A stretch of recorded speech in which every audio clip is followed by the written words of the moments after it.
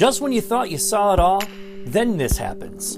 Boom. The X91 by Hyperkin. It's supposed to be a retro design controller for the Xbox One with modern ergonomics. Let's check it out.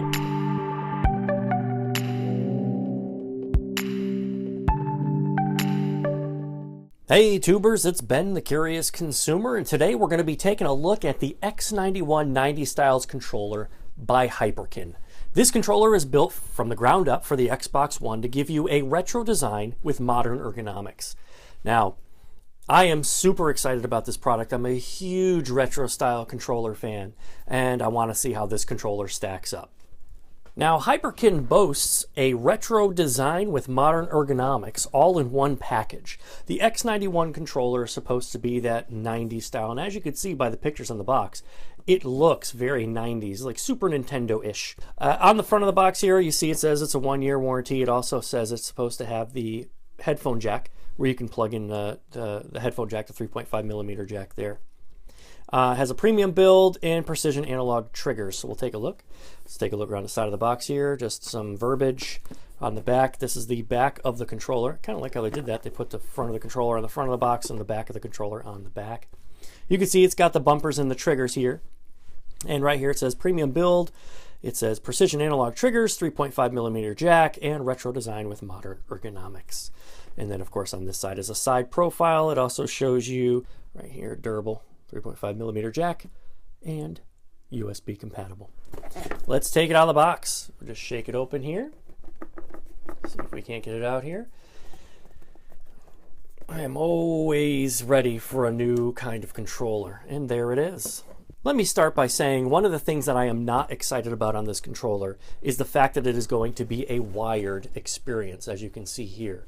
Now, wired doesn't necessarily bother me so much, so long as they give you a long enough cable.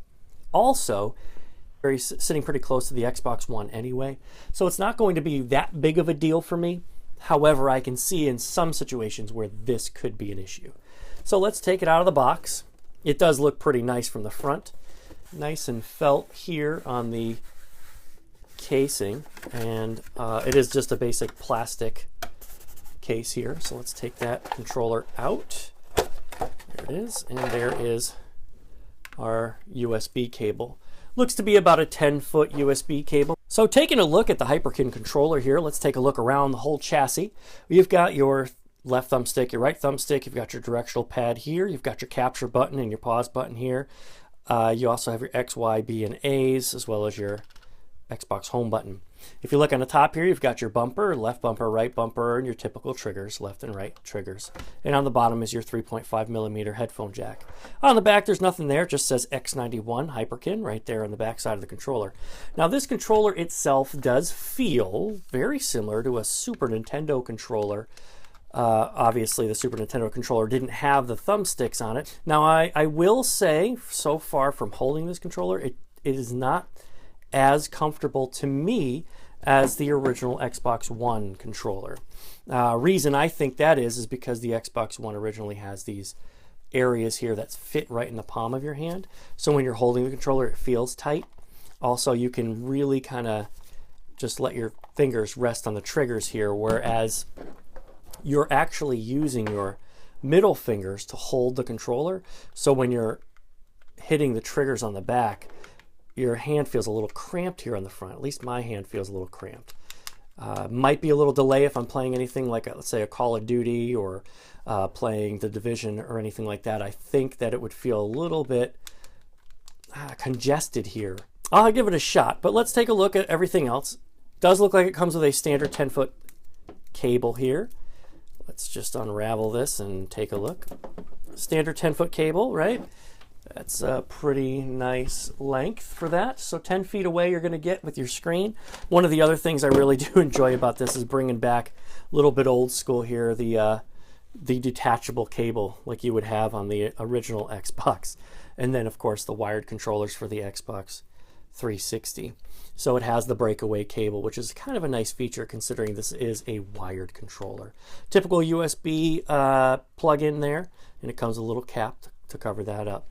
Let me give this puppy a try, and I will give you my final thoughts when I come back. And we're back, guys. I've been playing with this controller for about 2 hours now, and I've used a slew of different games. I played Call of Duty, I played Halo, I played Gears of War, and I played Killer Instinct. And at the end of all of that, I could only tell you this. While this controller looks pretty cool, it does feel pretty solid. It's not bendable, it's not going to break, it's made of very quality material. I just can't recommend it as being a great alternative to an Xbox One controller. While still a decent style controller, like I said, the look of it looks great. The thumbsticks feel good. They're very responsive. There's no delay.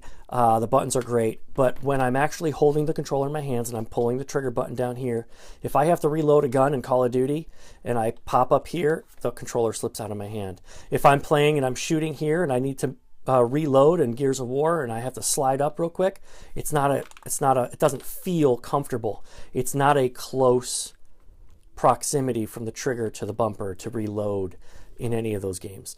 In a fighting game, it's definitely suited for fighting. However, I did at times feel like the controller it just didn't have a tight enough grip on it. I kept feeling like I had to squeeze with my middle finger to hold this controller tight. It's not an overall comfortable feel. It does get the job done, but for the price of $29.99, I would much rather save up and get an Xbox One controller if that's the alternative you guys are thinking about. The Xbox One controller has these basic palm grips here that sit right in the palm and allow you to hold the controller. Also, if I need to quickly hit the bumper, it's right there with the trigger. I could do both almost at the same time. Unfortunately, I can't make this a recommendation to buy.